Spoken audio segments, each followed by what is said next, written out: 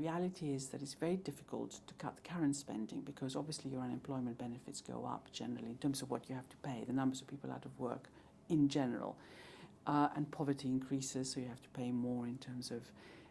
tax credits and so on. And of course you tend to collect a bit less tax, so your deficit doesn't improve that much.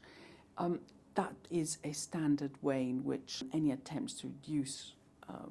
the public sector debt and deficit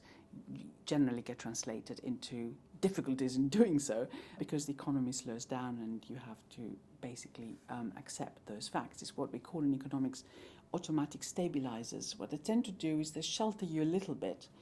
and if you have a reasonable welfare system, which of course we may not have in the future, that keeps you going. But attempts now to cut that quite substantially